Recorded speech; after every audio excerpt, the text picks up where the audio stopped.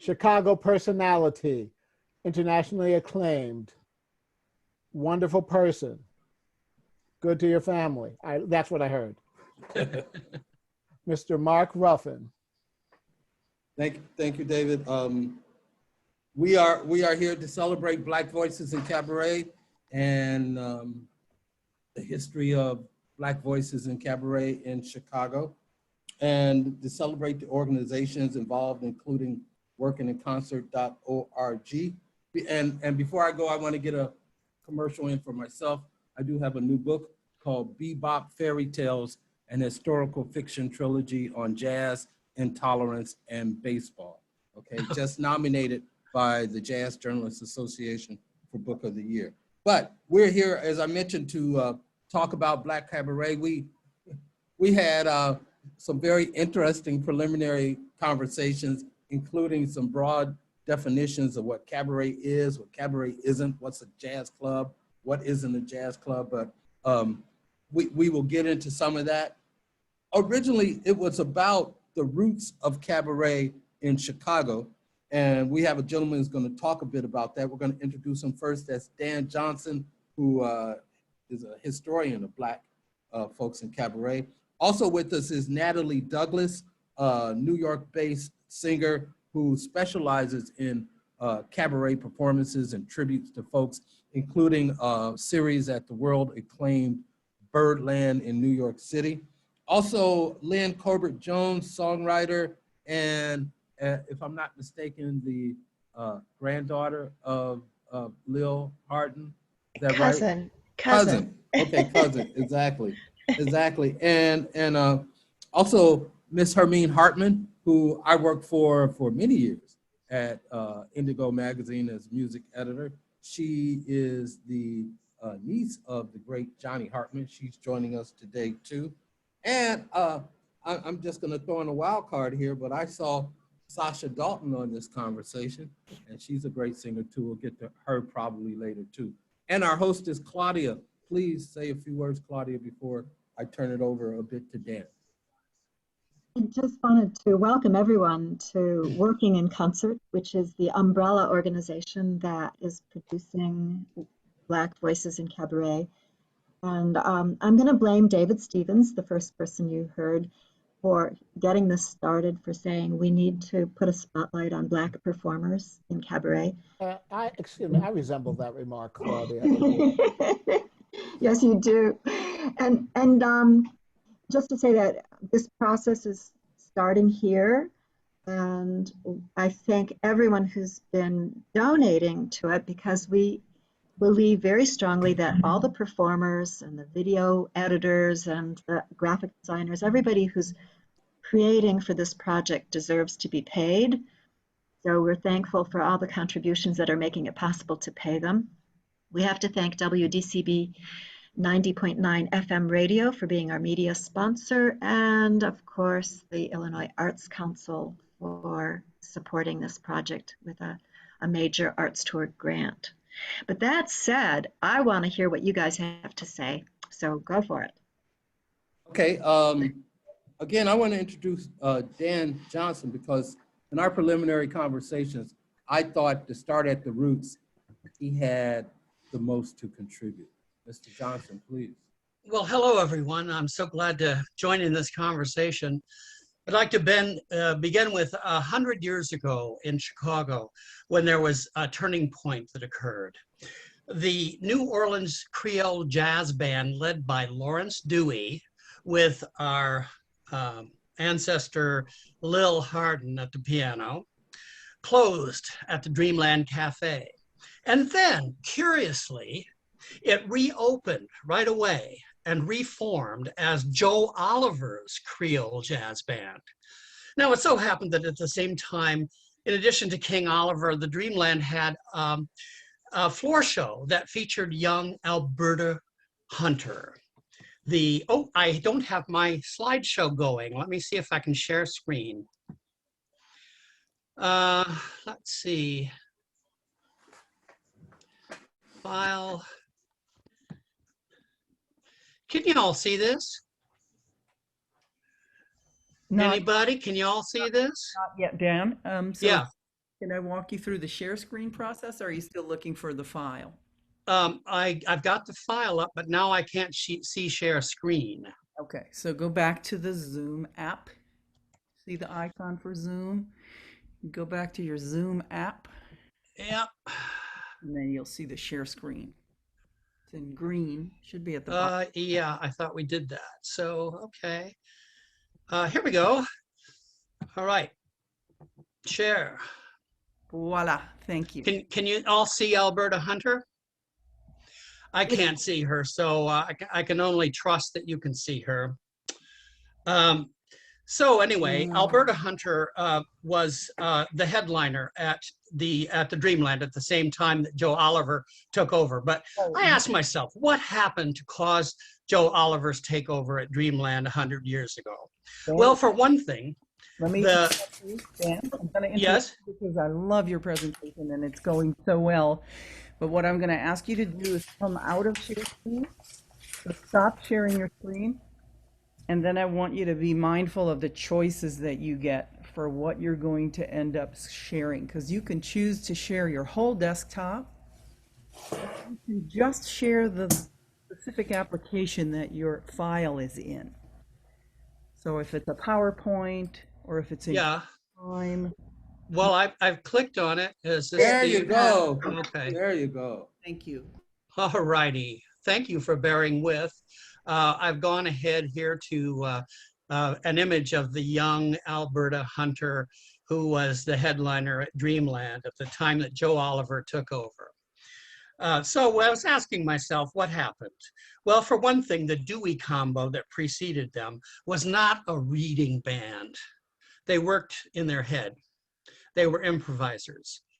And they had their own set act, which is not very friendly for taking on fellow artists, to support other featured artists. So it seems that that they were also on their last legs with bad health. Their trumpeter, a few years before, a few months before, had passed away, and his replacement was not working out. So Joe Oliver was the fortunate second choice to lead the band, and his musicianship seemed to be just what was needed. It seems that it seems that Dreamland management was looking for a more agile and up-to-date group who could read and present the latest music, like Alberta Hunter's pop tunes. King Oliver, with Lil Harden at the piano, famously rose to the occasion. Now a little bit about Joe Oliver, which I'm sure you've heard of. We know that Joe Oliver recruited jazz artists that he had known back home in New Orleans for his new combo. Honoré Dutré at trombone, Jimmy Dodds at clarinet. His protege from the Big Easy, Louis Armstrong, would join the band a year later. The Oliver combo became the house band, Dreamland, and went on to headline in clubs like the Lincoln Gardens and led the vanguard of the golden age of Chicago jazz. Lil Harden met Louis the next year, and they were eventually married in 1924. Lil Harden Armstrong was very influential in helping Louis's career along as an entertainer, and eventually she had her own. Yes, and eventually she had her own band at the Dreamland Syncopators. But that's all another story. I really want to tell you about the remarkable Lil Harden. Here's a picture of Lil Harden and Alberta Hunter, along with their friend trombonist C.J. Higginbotham. Now, let me just point out that the piano player Harden and the singer Hunter both hailed, before meeting up in Chicago, from Memphis, Tennessee. So Miss Harden was a facile sight reader who trained at Fisk University. She dropped out of Fisk after achieving some success in the burgeoning Chicago music scene. And just as a sidelight, Lil and Alberta would continue working together through the years, particularly recording each other's original songs. But Ms. Hunter had not gone to Fisk. She attended the School of Hard Knocks. She was a self-taught singer, known for coming up hard scrabble through Chicago saloons and cabarets. And it so happened that she became particularly associated with W.C. Handy's blues. You see, she had known and admired Handy as a child back home in Memphis. He appreciated her for helping popularize his St. Louis blues in Chicago. She also introduced his Beale Street blues to Chicago audiences, and soon he asked her to introduce a new song, Loveless Love, which became a big hit for both singer and writer. Called the sweetheart of Dreamland, Alberta Hunter was quite versatile. And by 1922, we have records that she was performing such hits as Chicago, that toddlin' town, The Risque, If You Want to Keep Your Daddy Home, and Tain't Nobody's Business If I Do. One writer remembered her later. Chicagoans of that day, he said, never said, I'm going to go to Dreamland. They said, I'm going to go hear Alberta. Just a slim brown figure with a velvet voice, somewhat throaty, sparkling eyes that gave meaning to what she sang. And above all, her friendliness. She was friendly with everyone, but indiscreet with no one.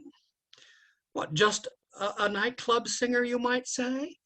But you'd be wrong. Every song she sang carried a message, and those to whom she sang took home the message and never forgot it.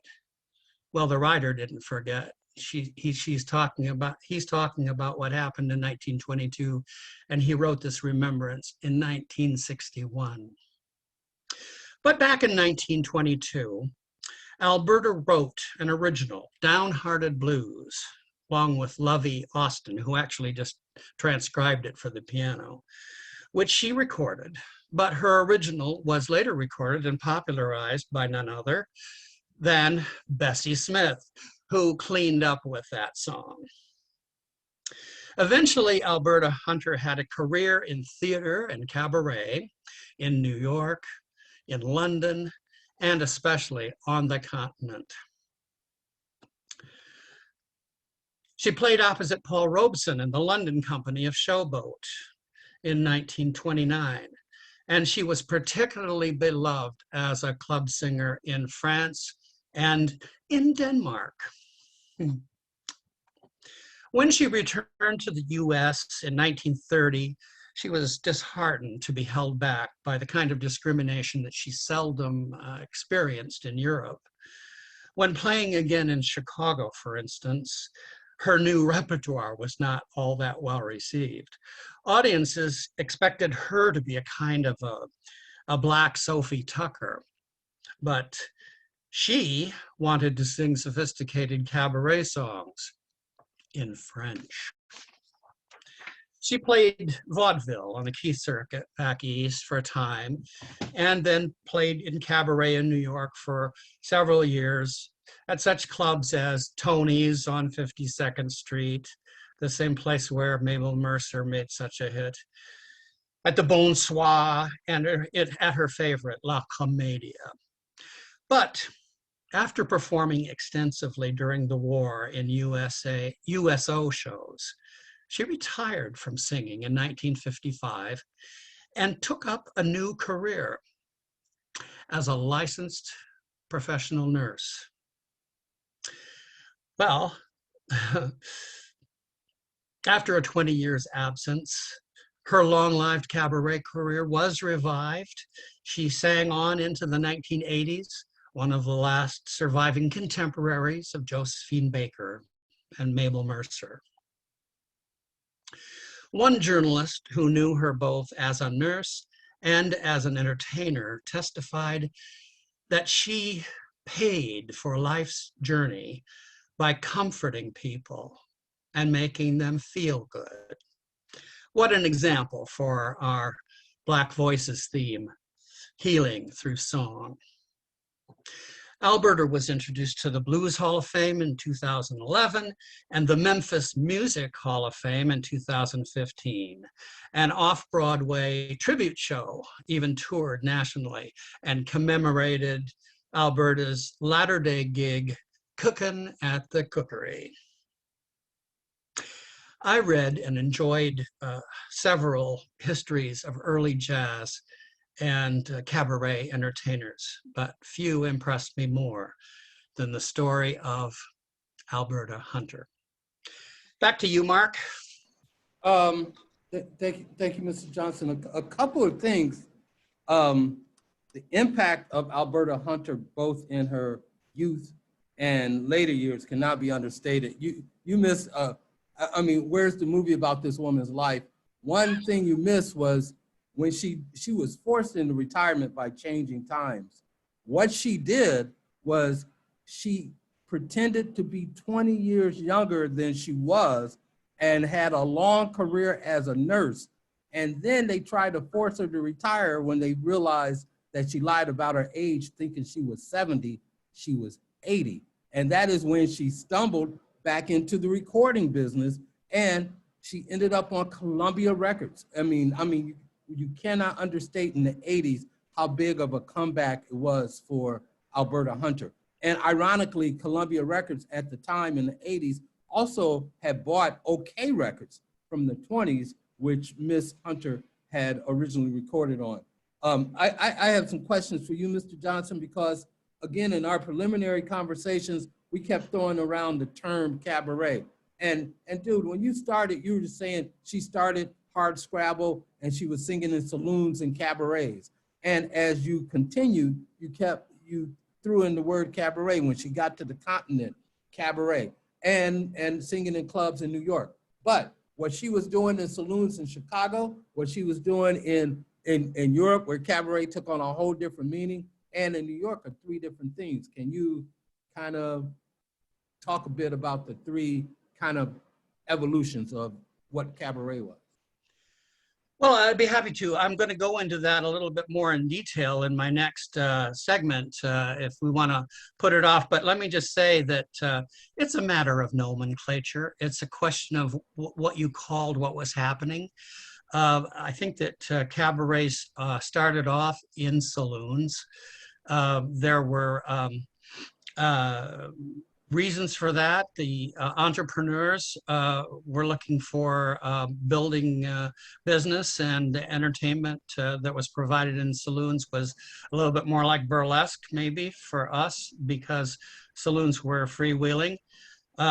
Later on, the vaudeville scene became much more cleaned up. They were looking for family trade. They wanted to entertain without offending middle-class sensibilities. And but the strongest reason that I think that that cabarets and cafes and saloons, saloon singing somewhat interchangeable, is because of the definition of the words. Merriam-Webster defined cabaret as a place where entertainment and hospitality met. And the words cafe and nightclub and cabaret are actually interchangeable, in my opinion. And the dictionary bears me out on that. I was going to go into that a little later, but Yep. Okay. But I guess at the root of this is the question of variety arts.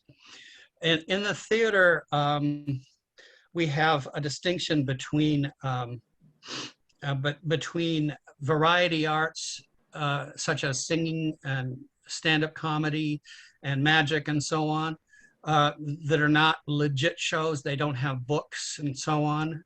Reviews are sometimes produced under a variety art situation. And I think cabarets also are today known as a kind of variety art. Okay. So that's also important to understand what variety artists are as far as definition is concerned.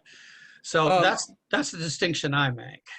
We talked earlier, and I dare say that the definition of cabaret is more distinct starting in the 80s, especially in Chicago, on forward than it ever was. But we'll get to that, okay?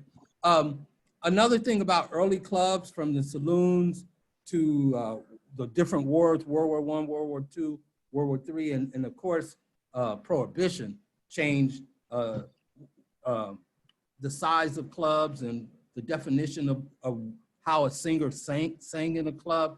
But race relations were a huge part of it too, of what a club was. And somebody, I would like to bring in Natalie Douglas, who does a lot of tributes to different singers and different times, and actually sings in a club called Birdland today that back in the 40s was on the street, 52nd Street. And Ms. Douglas, we want to talk about some of that history of race relations, because the scene really moved to New York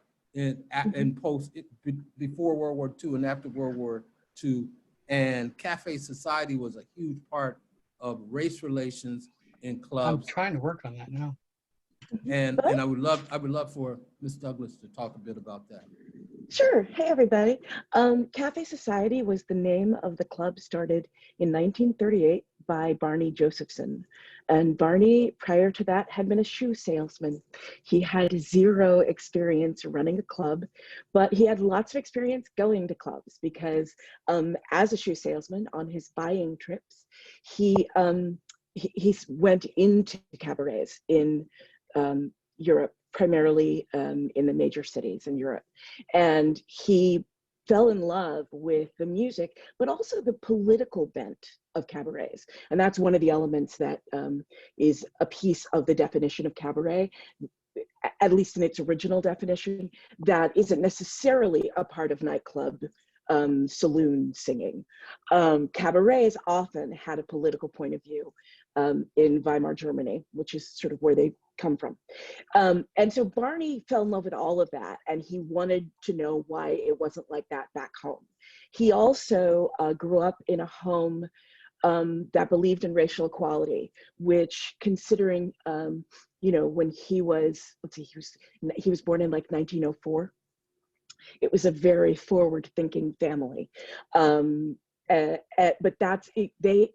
His father died young, and his mother took in boarders, and some of the boarders were Bolsheviks, and that's how the entire family came around to these notions of socialism and racial equality, and he grew up with it. And so he was infuriated when he went to the Cotton Club after having experienced cabarets on the continent, and coming home to his, well, he's from New Jersey, but New York is his hometown, coming home to his own hometown and going up to Harlem because he wanted to see, the best artists. And there were Black people on stage, but it was called the Cotton Club. The decoration inside was jungle and or plantation themed, which, first of all, ugly, second of all, offensive. And then, Black people weren't allowed in, and he was horrified and disgusted. So he set out to open his own club that would be purposefully integrated in front of and behind the footlights. And there's dispute about whether or not Cafe Society, when it opened, which was December 1938, was the first officially, purposefully integrated nightclub. There's some dispute about that. But there's no dispute that his was the first to open with that in mind, and to let people know before it was even open that that's what he was going to do. So his opening, he had 3 shows a night, and there were 3 to 4 acts within each show.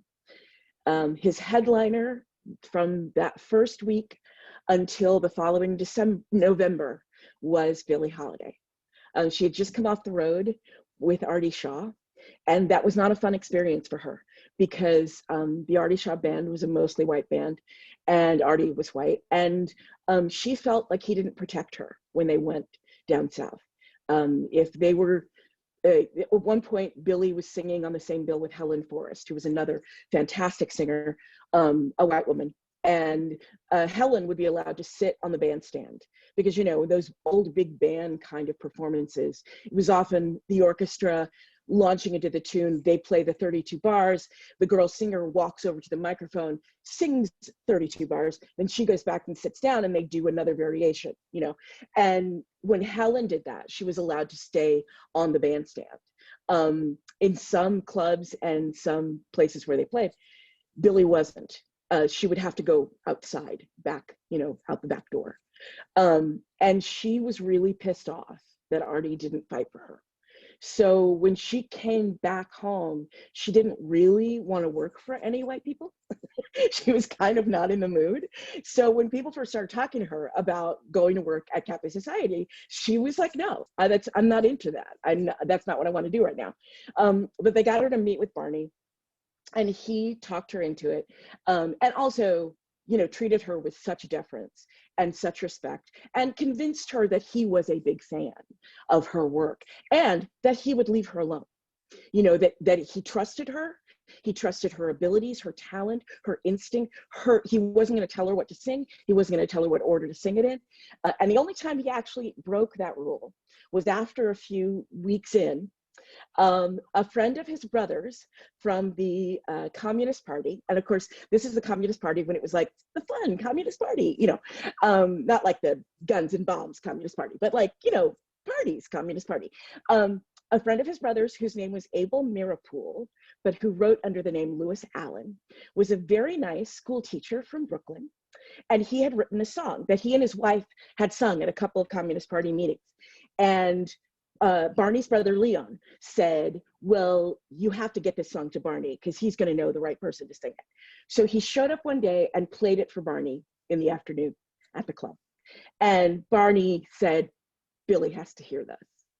So he asked Billie to come in and played it for her. And he said, look, if you don't want to sing it, I'm not going to tell you what to do. But I really think this is something you need to do. You're the right person to do it. You can get away with it. And you have the gravitas to do it, you know. And Billie at first was not into it, but she said she'd give it a try. And in particular, Barney suggested that she do it to close her set. He had already instituted this rule, well, not rule, but I mean, his structure was that the acts came out and they did like 10, 12 minutes. So if it was a singer, they did 3 songs. And then they would have like 4 encores built in, as opposed to coming out and doing like a 6-song set and then doing 1 encore. He liked the idea that the audience kept you there. And he liked and thought the audience liked feeling like they were a part of it, in the sense that, you know, they're getting you to go on. So yes, they were built-in encores, but they were encores. So he instructed her to put that at the very end. And he instructed the entire staff to stop whatever they were doing. Cigarette girls had to stop selling cigarettes. Bartenders had to stop shaking martinis. Waiters had to stop where they were. If they were carrying a full tray, they had to stop with the full tray. No sound at all from the staff. A pin spot on Billie's face. No other lights on in the club anywhere. And the second the song ended, and she walked off and she wouldn't come back no matter how they screamed. And that was Strange Fruit. And the first time she did it, Billie said, they're gonna lynch me. And he said, no, trust me. I really think this is gonna work. And she did it. The lights went down. There was dead silence. And I think probably a few people got really nervous. And then the audience exploded. They leapt to their feet. And that song really became famous instantaneously. Nothing like that had been written. Nothing like that had been sung by somebody as on the precipice of fame as Billie was in that moment.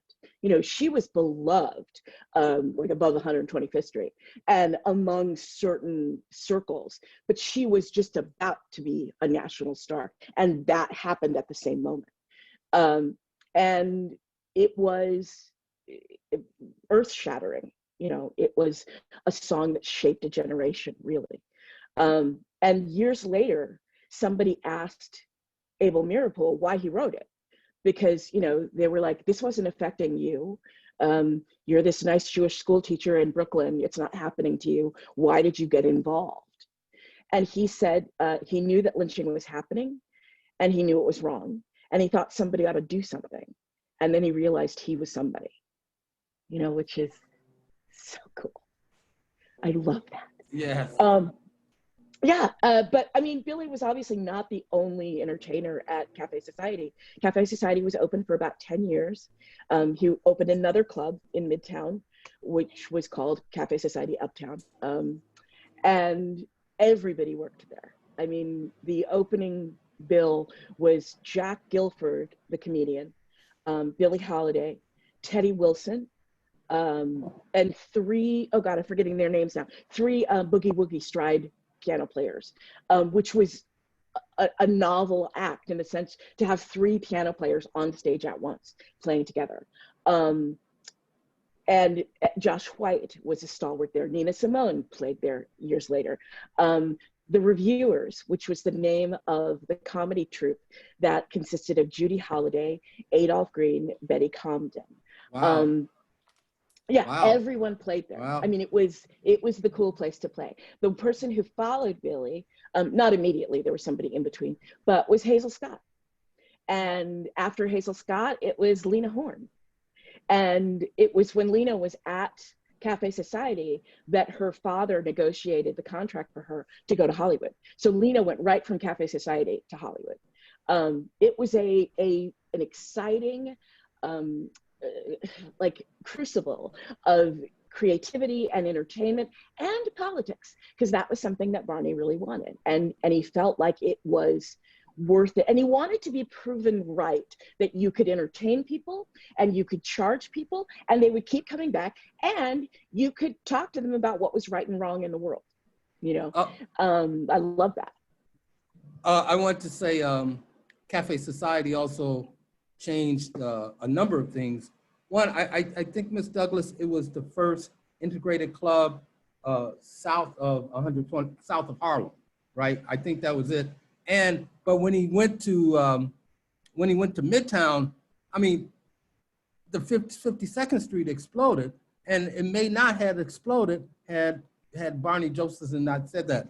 And kind of off subject, but on the subject too, I got to give a quick movie review, because the new movie Billie Holiday versus United States, or whatever it is, I haven't seen a movie in so long where one person just takes every fault of the movie and carries it on her shoulder for an incredible I mean, there's a lot of weak spots to that movie, but she just fills them all in. She's amazing. And you learned a lot about what you were just talking about, Ms. Douglas. Yeah. Well, I mean, you know, the first thing one of my friends who saw the Billie Holiday movie texted me, and he's a musician, but he's not a jazzer. And he had seen it, and he wrote me and he said, "Oh my God, I had no idea." He said, "You know, I always thought drugs killed Billie Holiday. I didn't know it was racism." And I was like, exactly. I mean, that's the story. You know, the story of Billie Holiday as the brilliant, gifted genius who unfortunately fell prey to drugs is a story that America is much more comfortable with than Billie Holiday as a gifted, brilliant genius who fell to racism, who fell to white supremacy and a system that was determined to keep her down because she wasn't acting right, you know? And that's the story. That's the truth, you know? And just whether I mean, you know, screenplays are always judged, you know, and there are parts of, they are. I mean, you know, there's no such thing as like nonfiction, you know, but in that sense. But it's still, the story is still true, even if some of the elements have been changed, you know. And Andrea, her performance is spectacular. It's brilliant. And I always believe that singers should play singers. You know, when you're doing a film about a singer, that was one of the problems with the Nina Simone movie that we do not speak of, because, you know, the actress who played her, aside from wearing the worst fake nose since, you know, the Wicked Witch of the West. She also was not a singer. And like I don't think you can play a singer if you're not used to what that feels like in your body, what, you know, what it does to you to like fill yourself with sound. Wait, I got to stop you, because what you're saying, kind of when you talk about the definition of cabaret, what's a cabaret singer? Man, a theatrical thing is a huge part of it. But we go too far. Wait, I don't want to go there yet. But it's a huge part of it. Okay. But you're right. Okay, so after Cafe Society and then bebop and the big band era ended, and club owners suddenly could care less about big band, and there was the New York license. They tried to stop clubs from having big bands, and they were trying to close clubs down, but ironically, it helped boost small clubs, and bebop was right there with it. But as well as some great singers who benefited from Billie Holiday at Cafe Society and Barney Josephson opening up to integration. Then the great era of singers came in, and that line between clubs and cabaret blurred, okay, right? In Chicago, I mean, I wish we could have more of the history of Chicago, but I know that the first integrated club downtown was Blue Note, but on the South Side, there was so much, and Miss Hartman can really talk about some of that because her uncle, Johnny Hartman, won a contest at a club in Bronzeville, and that contest boosted his career. Ms. Hartman, can you talk about some of the clubs on the South Side? Sure. So let me give a definition of cabaret. So for the South Side of Chicago in the era that we're now talking about, if we use cabaret in a very, very, very broad, loose sense to mean live performances in small clubs, then here we are. And what I'm going to give you is kind of a oral history. My mother worked at the Rum Boogie, which was a famous club, and Joe Louis was part owner of that club on 55th Street. So the clubs in Chicago, they were popping. Johnny Hartman won an award with the Arthur Godfrey show, which was akin to American Idol as we know those kind of shows today. And he's a Chicagoan. Johnny Hartman and Dinah Washington they grew up together as kids, sang in the same church, went to the same high school, and they always lived within a very close radius of each other, even in New York. Club de Lisa was the club that on 55th and State Street, I think, is where Johnny Hartman was singing. And of course, as he came out of the Army as a private, he was a singer, but he was with Dizzy Gillespie and part of the whole bebop crowd, and then Earl Gardner. But it was Club de Lisa, Lurlene's, which was, I think, on 75th Street. There was the Grand Terrace, and Al Capone was partial owner of the Grand Terrace. A little history on clubs in Chicago. So we're in the Capone era. And Capone wanted clubs because he just obviously wanted to sell liquor. But I think it was Joe Glazer, who was a manager of Grand Terrace, and said, why don't we have some entertainment? And his thinking was, if people are happy with singing and a show, they will probably buy more liquor. And I think he was proven correct. But the Grand Terrace was a club, Rum Boogie was a club, Savoy was a club, Lurlene's was a club, Club de Lisa, and the Pershing Ballroom, the Sutherland Hotel. And there were some great, great voices that came out of these clubs. Again, we're in the era of segregation, and these are the places where Black singers like Dinah Washington, like Sarah Vaughan, like Billy Eckstine, like the Basie Band, like Ellington. This is where they perform. And we've got some great recordings from these clubs. You got Amal Jamal at the Pershing. That's one of his, that's a classic, but not for me. You also have the Sutherland Hotel. Mark, you correct me if I'm wrong on that, but I think Les McCann's played at the Sutherland. Sutherland Hotel, and we got some great music out of that. And then later, you had Robert Show Lounge, and Robert Show Lounge was on 65th and King Drive.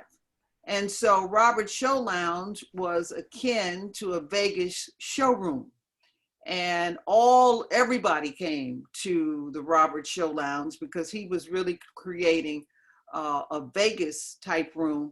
And that room was more cabaret than the clubs that I just talked about, because he had full acts. He had showgirls, he had comedians, and then he had his entertainment.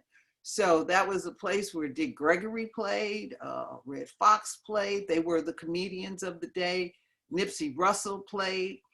It was the first time I'd ever been to a club at the age of 7 years old, because I wanted to see my uncle in the club for real, not just at home singing. And that's where they said I could go for one show. So those were some of the great clubs in Chicago at that time. During that era. And some of those singers, like a Johnny Hartman, like a Frank Sinatra, Mark, they said they were saloon singers. So they didn't use cabaret and they didn't use club at all. They said, we sing in saloons. So I take that to go back to Mr. Capone, actually. Yes. I take it to go back to what Mr. Johnson said about Alberta Hunter, singing in saloons and cabarets. Saloons and cabarets, right. Yeah, yes. And you know, eventually this era led to supper clubs, which kind of led to cabarets. But you mentioned something that we should not skip, and that's Grand Terrace, because we cannot overstate the importance of the Grand Terrace Ballroom, not only in the history of Chicago singers and cabaret, but in the history of jazz, because Earl Hines was there, and that was the house band. Oh yeah, right. And Louis Armstrong and Lil Hardin Armstrong too, who was quite the entrepreneur in Chicago, was quite the supporter of other women in jazz at the time, including Alberta Hunter. And we have the cousin of Miss Armstrong here too, who might want to say something. Lynn Colbert-Jones. Lynn, you want to say a few things about Lil Hardin Armstrong? Yes, Mark, thank you so much. Wow, what a small world. I mean, just listening to Hermene talking about her accounts from, being 7 years old and witnessing her uncle. I was a small child and got to spend time with Lil. My mom was 30 years younger than she was, but Lil was our cousin, and we spent weekends at her home, and I was certainly influenced by her and her presence, but she was the most influential woman in early jazz, and she was the intellect, and she had the business acumen, and she was a composer and a pianist and a band leader and a singer, in addition to launching and directing Louis' career. She managed his career and decided that when King Oliver brought him up to join the band, she thought he was not really professional looking in his appearance, and perhaps overweight, and his hair wasn't right, and his clothing wasn't right. So she really polished him, and sort of once they developed a relationship and became friends and then fell in love, she catapulted his career and directed it to his stardom, which was great. And from what I understand, he leaned on her for everything. So she just was a phenomenal woman, a very talented woman. She was classically trained. Her mother was very strict about what it was that she participated in, and did not really want the jazz part of Lil's life, but Lil just, innately was drawn to jazz. And that's where as soon as she got to Chicago, she fell in love with Chicago, and Chicago became her place. So when she got a job at a music store, playing or demonstrating music, that's where she got the opportunity to then go join these bands at an early age, and had to lie to her mother in order to to do that because her mom didn't want her playing or participating in the jazz scene. But that's where it all started, and the rest is history. And that's how she ends up ultimately at Dreamland, which was considered Cabaret for sure. So she just had a wonderful career. I know this on the family side. Lil and Louie were married for, I don't know, 14 years or so. They divorced. Louis was doing a lot of traveling, and so it put a real strain on the marriage. But they remained close after divorce all the way through their lifetimes. And I was fortunate enough to be left letters and postcards that Louis wrote to Lil, and my mom had and kept all of those and then left them to me when she passed away. So it's just an honor to be here talking about all of this history and the impact that all of that has on us today. It's incredible to see how all of this has evolved, and I just feel so honored to be paying homage to the people that came before us. And anyway, that's kind of my contribution about Lil Harton Armstrong. And her, again, her influence cannot be overstated. She was amazing. And someone just wrote, "What a legacy." It resonates today.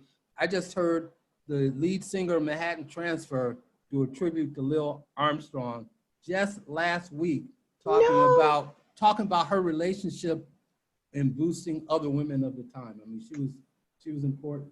It was a big deal, and I will tell you, the song that she wrote that's nearest and dearest to my heart was "Just for a Thrill," which she wrote that song just after she and Louis divorced or separated, and I had the pleasure of meeting Ray Charles later, maybe 10 years ago or right before he passed away, and when I met him, I said, "I understand that Just for a Thrill was your favorite song." And he grabbed my hands and said, "Oh my gosh," it just meant the world to him to have had the cousin of Lil standing before him.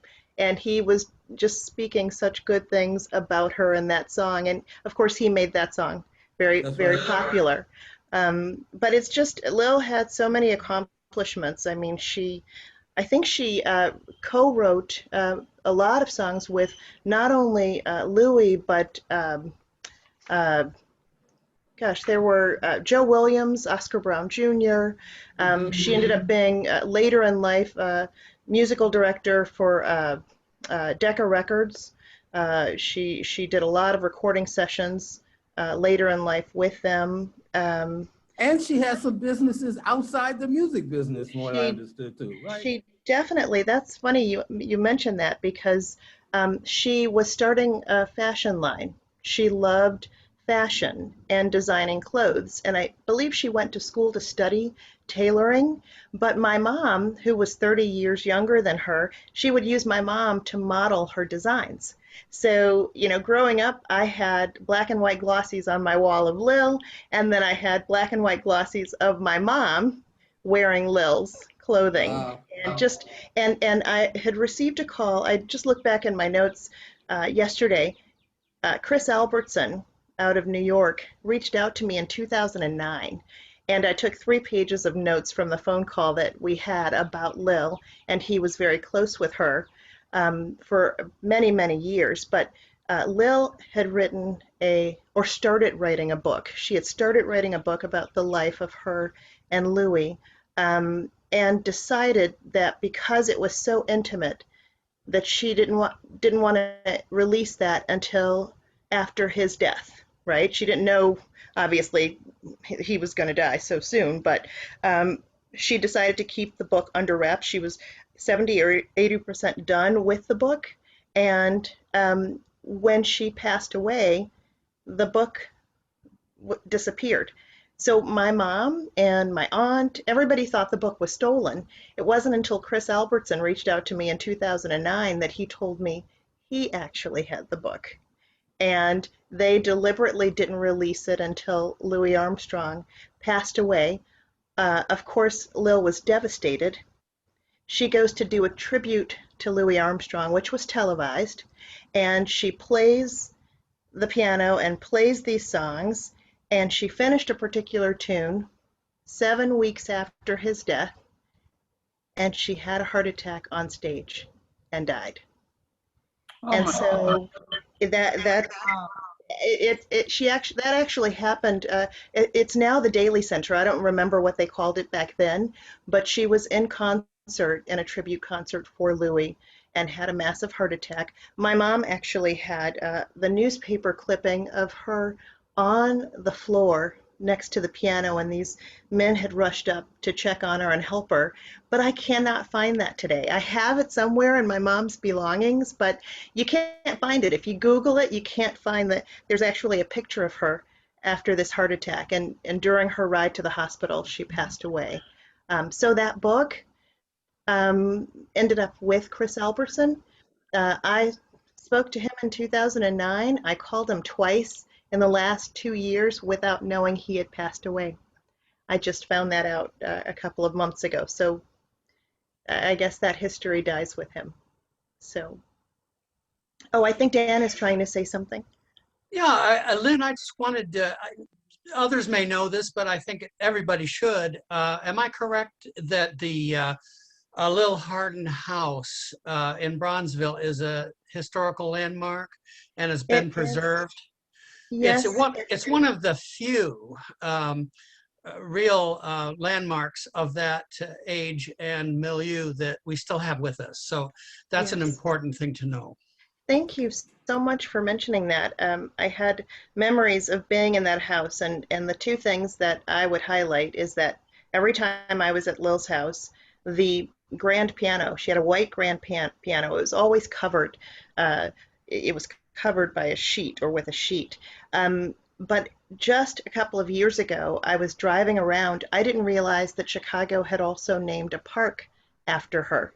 There's a park in Bronzeville named after Lil Hardin Armstrong. And when I drove past, I was with a friend, and I saw this sign, and in my peripheral vision, and I looked over and I said, "Oh my gosh, does that say Lil Hardin Armstrong?" I just broke down and cried. I had no idea that had been, I didn't know that existed. But yeah, the house is still there. And when I drove up to the house and, wished that I could go in, I sat there. They have, all these facts in front of the house. They actually call it Louis Armstrong's house, even though it was Lil's before he even moved in with her.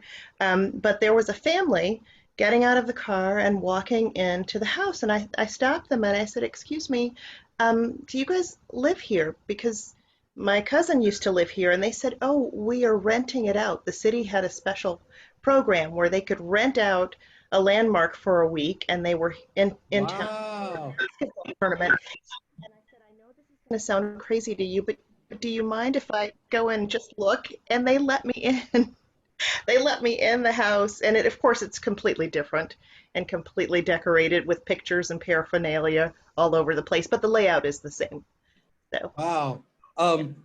When I was growing up, I also recall a legend, I'm not sure if it's true, that she also owned part of Fitzgerald's in Berwyn on Roosevelt Road back in the day, which is a very old, it was like a roadhouse club back in the day, and that she had a piece of that.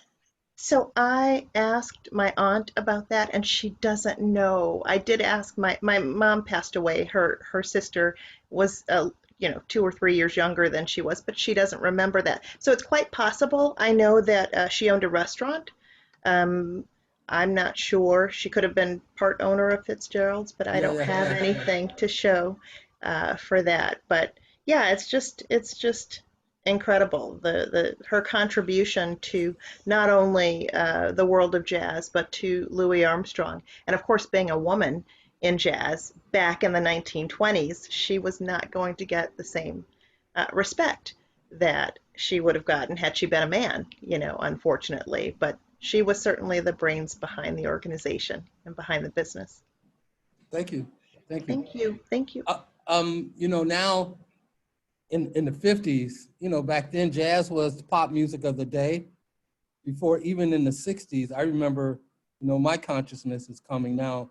I remember the great radio stations, VON, WCFL, Yvonne Daniels, and of course Sid McCoy, where you could hear a great jazz singer next to an R&B singer, where clubs could have jazz, Wes Montgomery, and a Motown act, you know. But it was also a golden era of great singers, of course. Joe Williams, we didn't even mention his name, I don't think, was discovered on South Parkway Street or King Drive today. And those singers, they sung at clubs no matter how small or how big, they just wanted to get paid. But there were some great clubs in Chicago back in the day in the 50s and 60s. I remember the London House, of course. And the guys who owned the London House also owned the Happy Medium on Rush Street. Marienthal Brothers? Yes. In fact, there's a documentary being made on the Marienthal Brothers right now. Yeah. And Mr. Kelly's.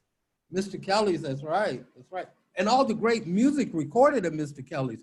I think Mr. Kelly's and the London Room, when we talk about Cabaret, while they still had great singers come through there, that's when like Nancy or Dinah and being able to portray a song in the spotlight alone like Billie Holiday was at Cafe Society. And again, Miss Douglas, you can talk a little bit more about that, how things evolved for singers in clubs in the 50s and 60s.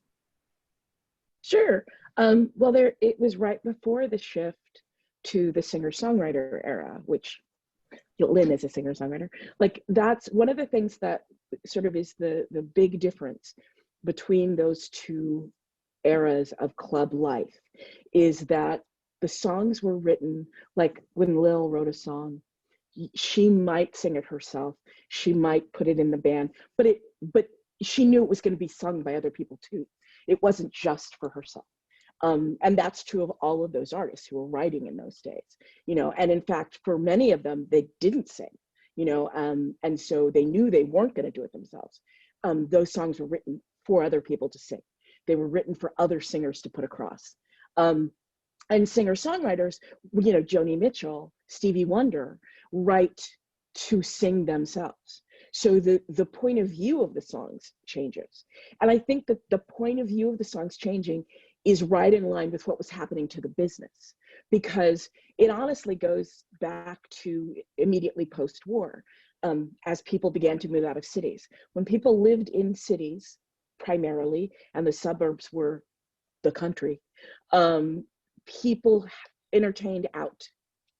So, you know, you did whatever you were going to do after work, and then you met friends out, and you had dinner, and sometimes you went to a show, and then sometimes you went to the theater, and then you went to a late dinner and a late show. When that world existed, the economics of it made sense to have clubs that, you know, started the shows at 9 p.m. and the last show of the night would be 1 a.m. or 2 a.m. And then there were after hours clubs. When people were going home to the suburbs, to get them to turn around and come back into the city and do an evening is a lot more of an event. And they're not as apt to do that 7 nights a week. And that plus television shifted where the center of entertainment was. And so, you know, the era that we're talking about, a lot of these clubs had the reputation.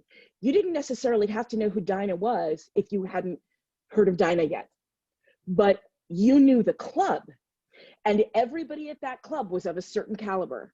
And so you didn't have to worry, you know, you just decided, okay, tonight we're going to go see, you know, we're going to go to that club. And like, maybe you went to see Alberta and Alberta wasn't there that night, but you would stay because you knew that within, you know, there was a certain caliber of entertainer who was going to show up there. And that's how Diane Carroll on her first Plaza, the Oak Room at the Plaza, her first run there, wound up, I think she was supposed to do 3 weeks and it wound up being like 6 weeks or something. And no one knew who she was. This was her first engagement in a cabaret, but they showed up because they knew what the caliber of talent was at the Plaza, you know, and that changed.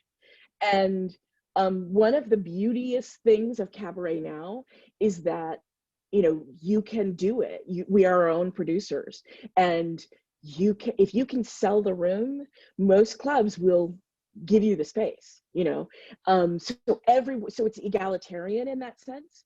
But it also means that there's people working in Cabaret who do this for fun, and they should, and it's good. But they're not professionals. They don't do this, you know, for a living. And so there's a different, what's the word that I want? Like a different audience that you're aiming at, you know. If your audience is people who already know you, you can have a completely different conversation with them than if your audience is strangers, you know.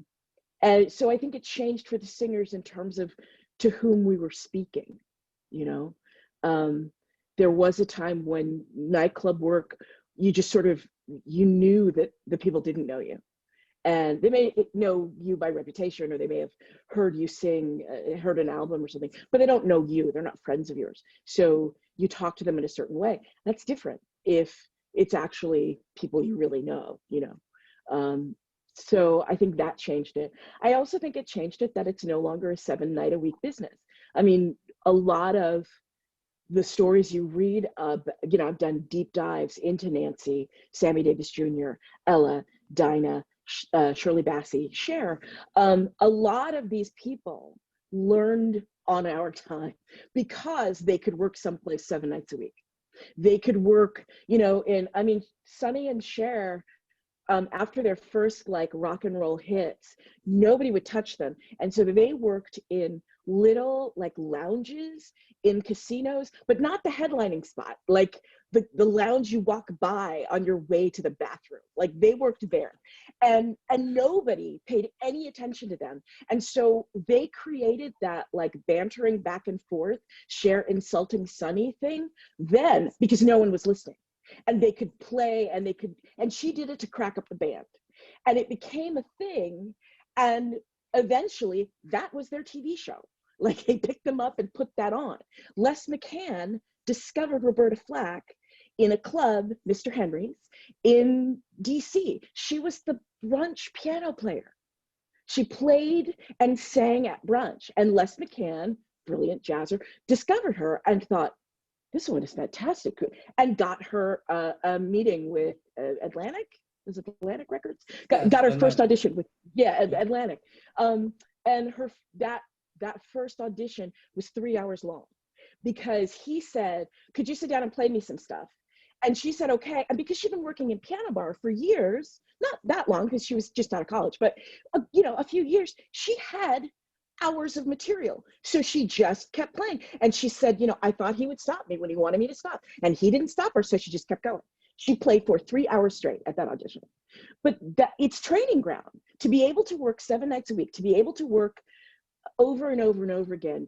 You get, because no matter how you study, no matter how you rehearse, you don't really know until you're standing in front of an audience. You know, because it's a conversation, and the other half of the conversation isn't there until the audience shows up. You know, so that I worked in piano bar for 20 years, but when I moved to New York, there were lots of piano bars. Now there are like 3. You know, that's one of the big differences, that we don't get to work it out the way we used to. Where are you from, Miss Douglas? I'm from Los Angeles.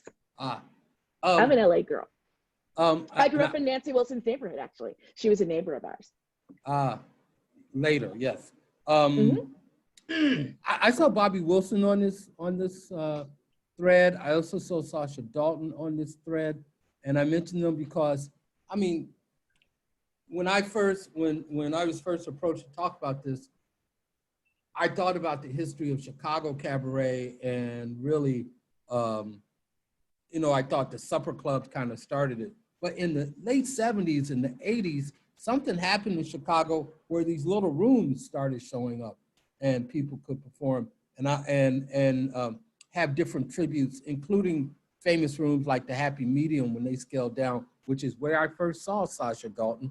I was wondering if any of them wanted to comment, if they could, Bobby or Sasha, about clubs and singing in small clubs, cabarets in Chicago? Either one of them?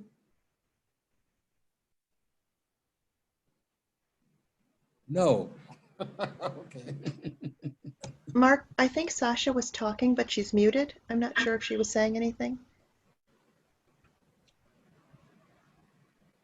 Tell her to unmute. Show her how to unmute. Sasha, are you on? There Can she you hear goes. me now? She's got Yeah, it. there you Hi, go. this is such a wonderful conversation. Thanks, Mark, for asking me to make a contribution. Hey, Bobby. Hey, Sasha. So I'd like to just talk about my experiences.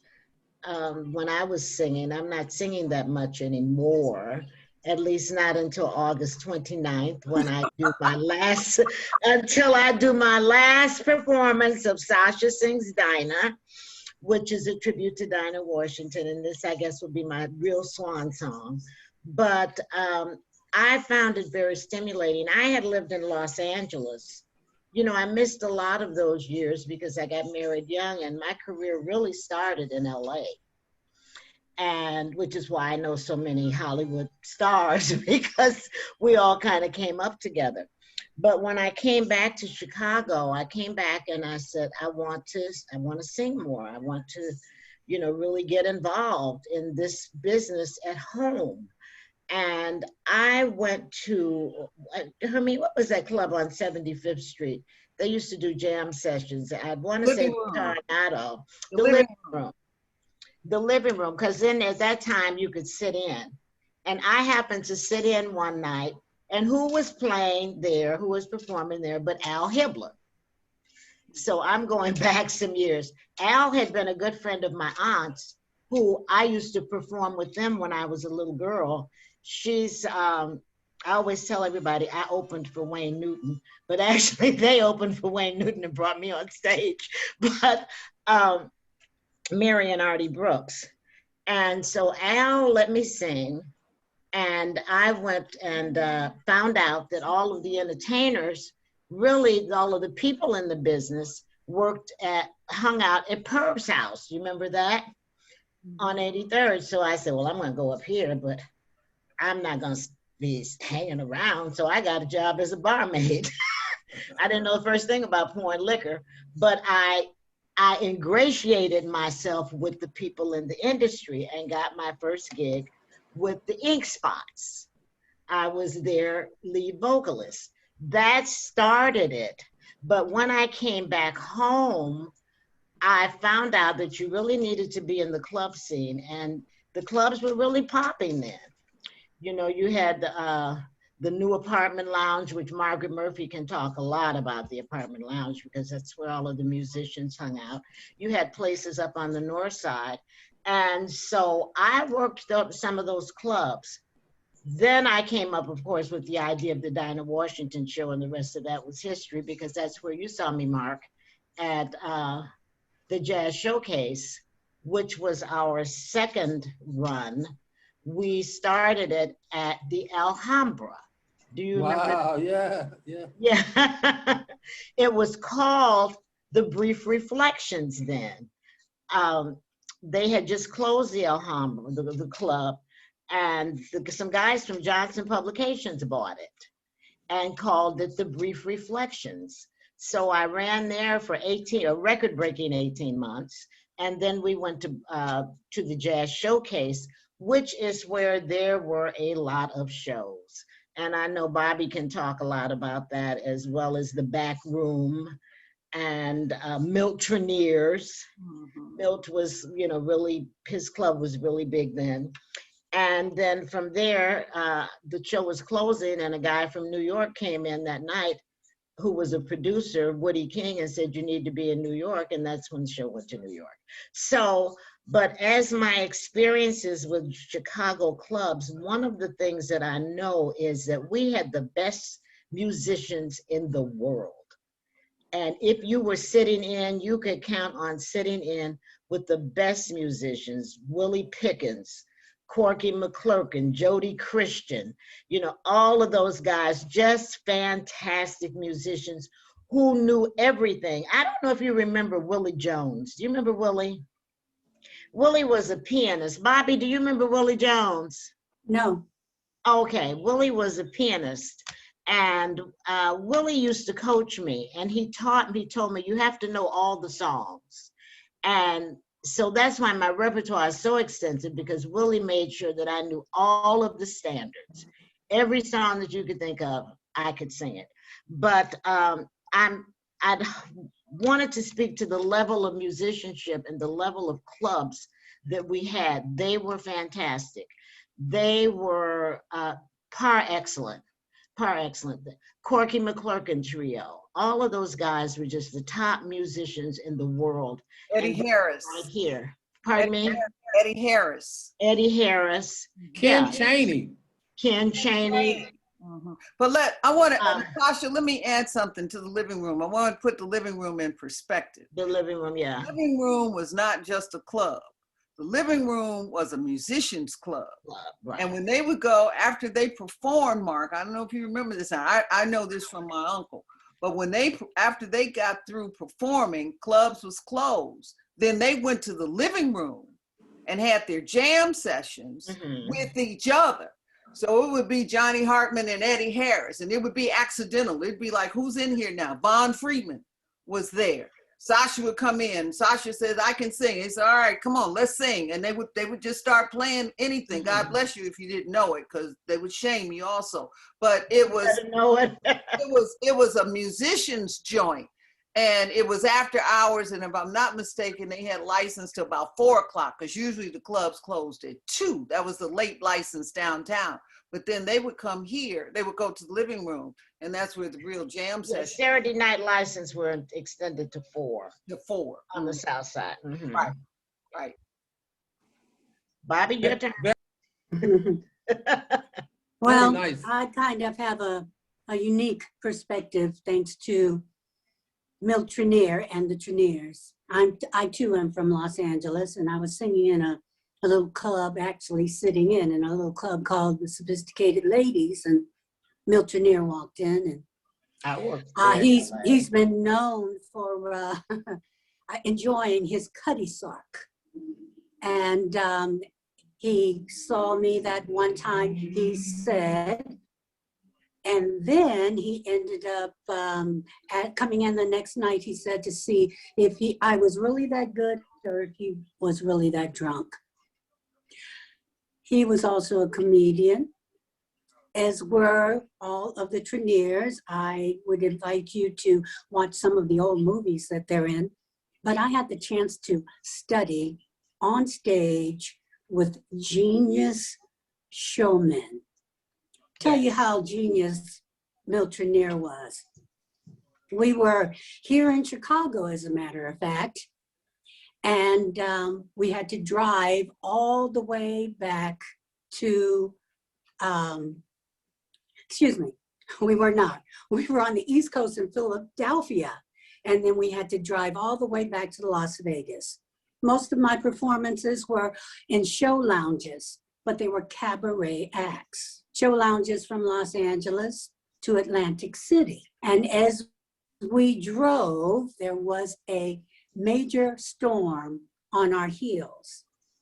The other musicians did not show up. It was just the drummer, Milt, and I. And I always like to make a joke that Milt Trenier could do 20 minutes on microphone cord. So we did an entire show, 2 voices, 3 microphones, and a drum set. Now, of course, the people were so involved in the fact that they had lost all their money and they were drunk that they didn't even notice. But Milt told those jokes and held that audience in the palm of his hand. Then he called on me to sing something a cappella, which I was prepared to do because of church. And church, a lot of times the piano had 44 keys that worked, and those 44 were not in tune. So I was also prepared to sing something a cappella. And then we were able to take our 2-hour break before our next show. And by that time, the saxophonist and the B3 Hammond organist had shown up so that we could actually do the show that was intended. We ended up coming to Chicago. And I had never performed in Chicago before, but all these names of clubs and people that you are mentioning were the stories that Milt told me from the drive from Las Vegas to Chicago. And we ended up playing a club on the South Side out by the racetrack. That was my first experience with the club, and I can't even remember the name of it, but I do know that I was able to jump on the bus and go to Woolworths and have dinner every day. So that was out on the South Side. Then I'd come back and we'd go to this little club. We had no idea where we were going to work. Milt had signed with an agency and he got us booked downtown on Rush Street at the back room, as Sasha mentioned. Now, the one thing about Milt is singing a bunch of songs back to back to back to back was not his way. That wasn't the way that he had learned at the microphone and the feet of his brothers. They would dance, they would tell jokes, they would talk about the audience, very much like, say, a Rick, who is the guy who talks about people? Oh God, I can't remember his name. It'll come to me. Don Rickles. Don Rickles. Thank you very much. I started to call him Rick. Exactly.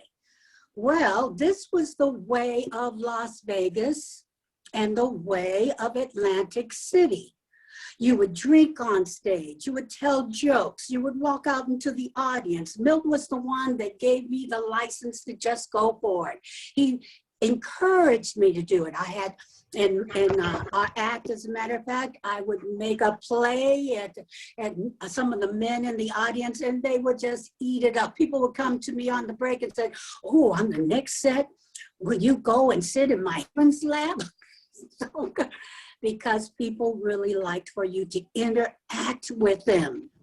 Milt Trenier did the same show every night and people would come back every night to enjoy the same jokes, the same songs, and they bring friends with them. That's what happens with the cabaret, with the show lounges. People come back night after night. Milt had this thing that he could remember everybody's name. So not only was he the entertainer, but he was also like the maitre d' or like the concierge. And he would sit down and have drinks with people and go out into the audience. I learned how to relate to the audience from Milt Trenier. Is somebody saying something? Come on. What did I have to do? Did you click that little red button? I don't have my little red button, your little red button. So somebody's not muted. So anyway,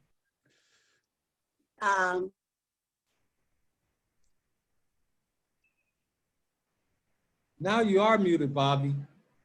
You're muted now. yes, mine just, am I unmuted Yes. now? Yeah. Can you hear me now? Okay, Yes, it yes. keeps coming on and off, unfortunately. So then Milt came to Chicago. He decided that he wanted to settle down, and I decided before he wanted to just move here to Chicago to come off the road and make Chicago my home. And every place I played, you could see that Milt Trenier had left his mark on the way that I entertained. And he is my mentor. He's my friend. He's in his 90s now. I call him up on occasion. He remembers who I am, but he can't remember a lot of the stories I tell him. But I'll never forget all the things that Milt Trenier has done for me and how he has influenced the way that I entertain. And also what he's done for Chicago. I mean, for the discussion we're having, he was big. That whole scene on Rush Street. And Milt Trenier's was also, where was his club at? It was over on Lakeshore Drive. That's right, on Lakeshore Drive. On That's the right. inner drive. Yes. I'd like to add something about Milt. If you went in the club, I remember when he moved downstairs in the lower level, sometimes you could go down to the club and it would only be a few people there. You know, maybe you got there early, it was just a few people. Milt was singing his heart out and he was dancing and he was doing the whole thing. And I said, Milt, how do you do this? And it's only 20 people. He said, because I see 500. He was the ultimate showman. Professional personified. He said, I don't see a small audience. I see 500 people. And I think that's one of the things that made Milt very distinctive. And Bobby, I have to tell you, when I came back here and I would hear you, I would come down to, what was the club on Rush Street? The back room. The back room. Bobby Wilson was the thing. And I became so happy to know you, Bobby. And I think you're one of the greatest vocalists we have. Oh, Sasha. I really do. Sasha, your check is in the mail. I know, that's what I was trying to get a second. Like we practice. Guys, I was hoping for a tip. Well, I didn't know very many people here, but I must say, Chicago was so welcoming that I feel like it's my hometown. I remember when I met Sasha, she just came up to me and said, "Hi, I'm Sasha Daltonn." And that's the way everybody was. And they would, and it didn't seem to be any kind of competition. It was all very inviting. And I got a lot of job recommendations from other singers when I decided that I was going to come off the road. And I just love Chicago. I love the whole music scene.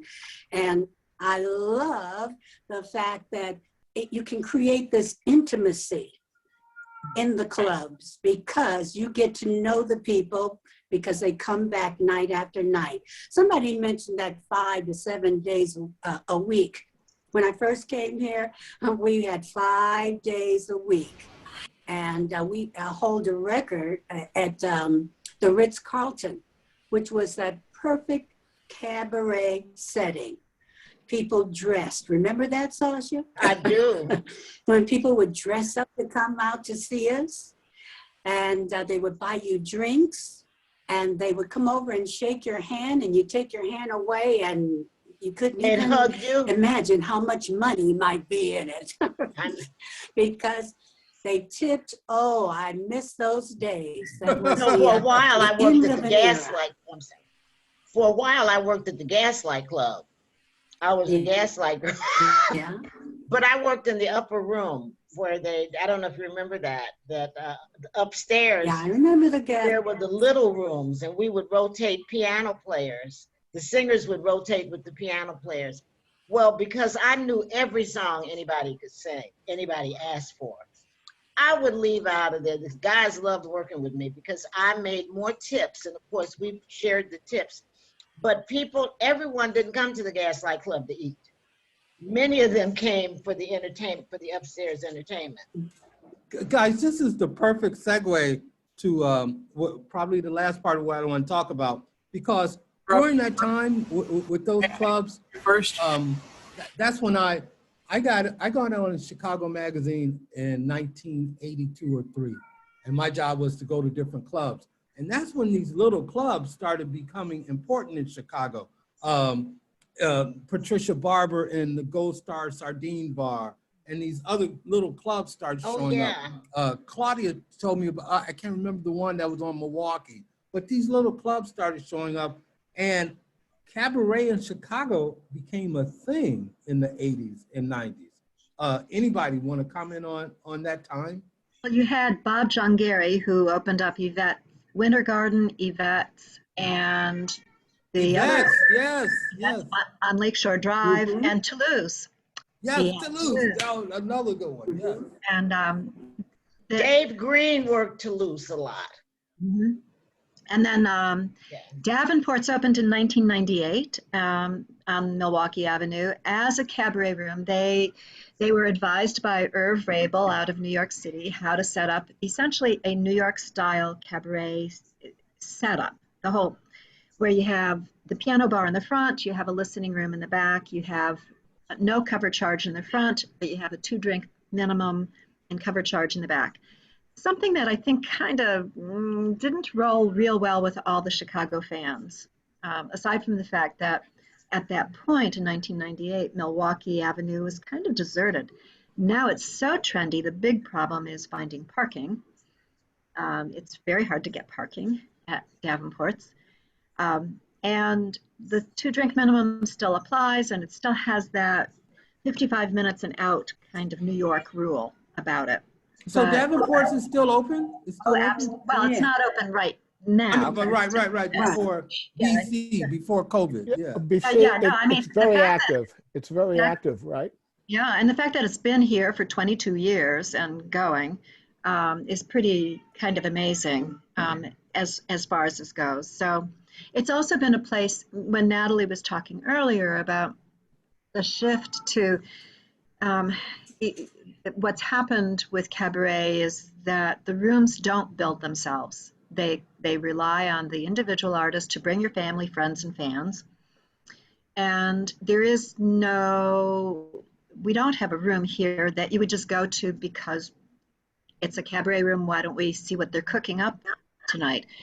And that's one of the things that I think we who are active in the Chicago Cabaret professionals would like to try to, really have venues that you would go to regardless of who's singing, because you know that there's a certain vibe to the room. We don't have that. We also don't have the standing gigs. My last standing gig ended in 1997, and it's because it was ending that I got together with other cabaret artists and said, we got to do something about this, because we don't have a place where we get to really cut our teeth with a live audience week after day. I had 8 hours a week. I actually earned a living, kind of, sort of, by being at Chez Colette restaurant at the Sofitel, singing my French songs, strolling table to table with the accordionist, and learning how to do this work, how to connect with people. That we've lost. So instead we have open mics, which are great.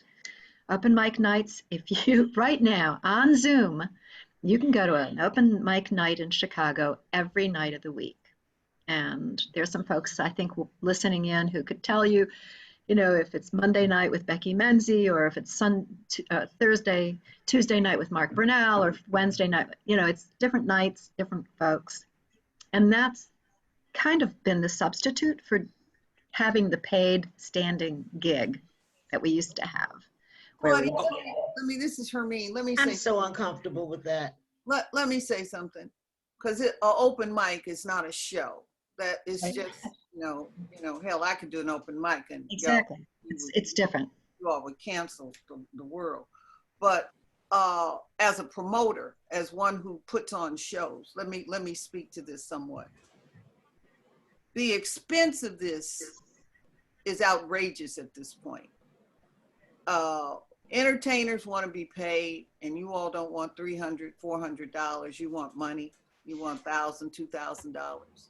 And in a little room, you've got to charge, what, 100, 150, a couple, in order to sit and to listen to some music, and in order to be paid.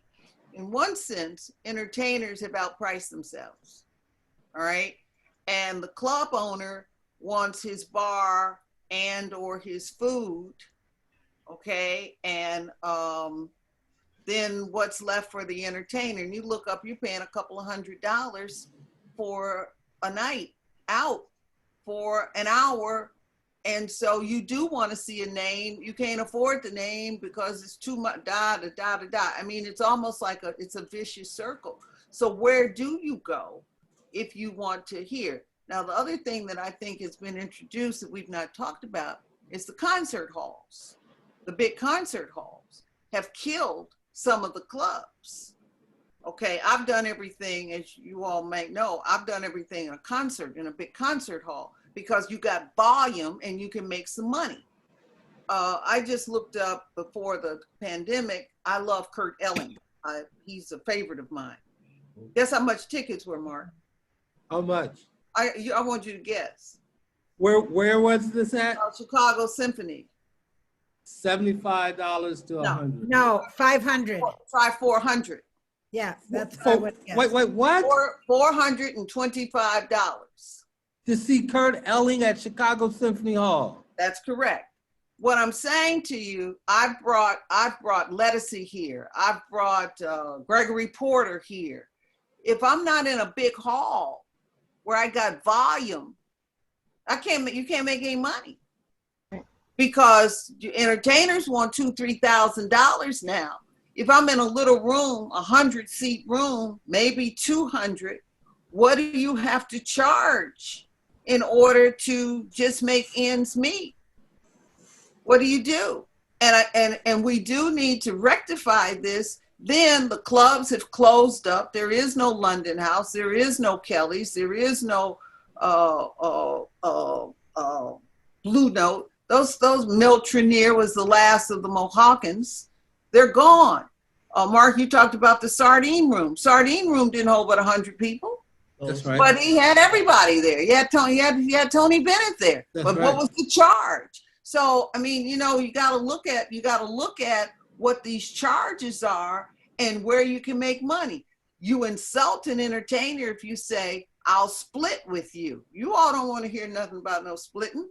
Y'all don't want to hear that conversation, because if I don't make money, then you don't make money. So what is the solution? What is the solution?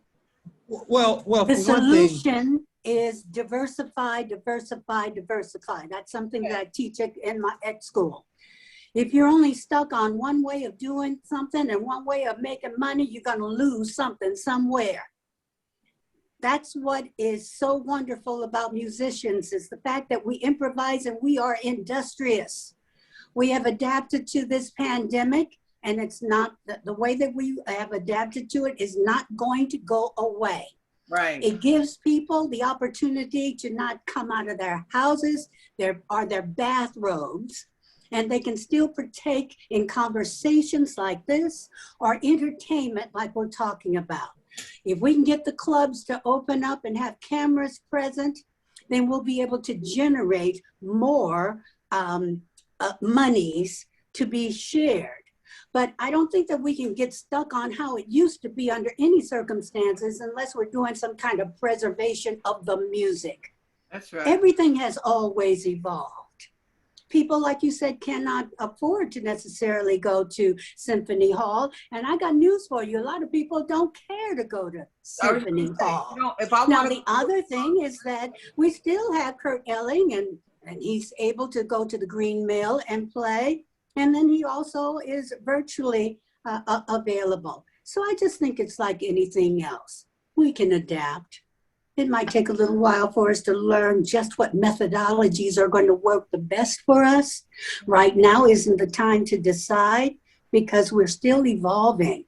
We're evolving as a result of the pandemic. Music is forever evolving. I'm 73 years old. It isn't up to me. I stick with what I know how to do. Someone else is going to have to press that computer button in that video for me. But the 23-year-olds know how to do it on their own. And we just have to sit back and be a part of it and see how things are going to unfold. If you still have interest in the music and the love of the music, then it'll find a way to meet the people who love what we do. That's my story, and I'm sticking to it. I'm sticking with you, Bobby. And I have to say, you guys, I agree with Claudia. I started a music Zoom 7 months ago out of desperation. The pandemic changed our lives forever. I mean, and so the playing field has been leveled. There is no longer, I want to go out to this concert or that concert. We're confined until the pandemic is gone. So I have the Good Hearts Club every Friday night at 8 o'clock. I have amazing talent that comes to me from all over the world every single week for 7 months. And like Claudia said, there's a music Zoom every night of the week. So I just happened to get lucky and get Friday night, but that's not going away for a while, because we can't leave our homes yet and be free in the way that we have been accustomed to. So I agree with Bobby. We have to roll with it until things change. And when everything when the dust settles, who knows what the new norm will be, right? We don't know how Right. long we're going to be confined to the house. But to Bobby's point, we're all in our homes. Some people don't have to get out of their pajamas. You can interact and have camaraderie and fellowship and music, and and you don't have to pay $500 to see Kurt Elling. So I don't know. I think it's a good place to be in terms of transition, and nobody knows what tomorrow is going to bring. So I think we stay with it. And might I also say, those musicians on the stage with Kurt Elling deserve to be paid too. That's right. They are rehearsing. That's a big rump orchestra. So it's not just Kurt getting that money. And I say that if he's able to get thousands of dollars, then more power to him. I want to join his club one day. I would like to mention something that we haven't talked about. And Sasha, you probably remember the Casbah in Los Angeles. Oh, yes, I worked the Casbah. Well, when I came here and I found Punchinellos and what were the piano bars that I called the body clubs, where they played the piano and sang all these body songs. That was sort of where the cabaret or the show clubs went, or the patrons went late night. Right. To again interact with the audience. And can you name some of them, Sasha? Wasn't Yvette's kind of like that? Well, they didn't tell the dirty jokes, so no. That was the difference. That was the interaction with and the audience would love to come to be picked on. And that's that cabaret thing. What was the one on Oak Street? Do you remember that? I'm trying to remember. It was right by the rib place. It was one called but anyway, Red Hat. Remember the Red Hat on Ohio? Wasn't it Red Hat? Yes. The Red Hat bar in the basement. There must have been 10 clubs that catered to music, joke telling, and I tell you, they were some nasty talking men playing that piano and singing those songs, and Sasha and I loved it. Yes, loved it to death. And his wife. And they would give, and they had tip jars that were overflowing with money. So it didn't matter how much the club owner could or could not pay because the audience was flush. That's what I want. And not with dollars, not with dollar bills, nope. 5s, 20s, 50s. So Bobby brings up an interesting point. Hermene was talking about Kurt Elling and the $500 price. It was $4, you all. Or $400 ticket price. Ooh. So think about it. If he were local, he would have to depend on the local people walking into the concert to pay for his performance. He's virtual. Anybody from all over the world can now participate. Whoever wants to pay that $400, he might even make more today than he would at a local establishment. So it's interesting. Right. I mean, it's something to think about. World's changed. Oh, yeah. Yes. Oh, yeah. Something? Ball game. Can I say? Well, I remember when I was at the back room, you could go up and down Rush Street. When we were on our break, there was DJs around the corner. We would go on our break and go see other people perform and then hurry back. So it was time for us we go over the Faces and dance. We go get a chicken wing someplace. It was just so live. It was wonderful to be able to share that street as if it were a stage. I'd like to add something to that, Bobby, as far as the South Side is concerned, because I remember the South Side being where everything was happening. I can recall when I was much younger, age is just a number. Yes, it is. But I remember so many things about the South Side clubs. They used to call 63rd Street the Street of Dreams because there were so many clubs there. I had the privilege, and I call it a privilege, of interviewing Jimmy Ellis for an article that I wrote on him. And Jimmy recalled all of this and even said that during that time, Mark, and I'm going back to the 50s and 60s, that musicians took care of their families just being musicians. it was so much work in the city. They didn't have to do anything but play from one club to the other. And I wrote a show some years ago called Running with the Eight Ball. You remember that, Mark? Kinda, yes. About Chicago and about our history and music. And we talk about how 63rd Street was the street of dreams, how the musicians worked from one club to the other, and how prominent some of these places were, where Hermene mentioned that the musicians at the other place would come and work at night after the clubs closed. But at the Club de Lisa, they used to have what was called the Monday morning breakfast dance. Right. At 5 o'clock in the morning, when everything was over, people came back for the breakfast dance. But as Chicago was alive and musicians were very prosperous, that broke up with the Musicians Union when the union became part of the 1044.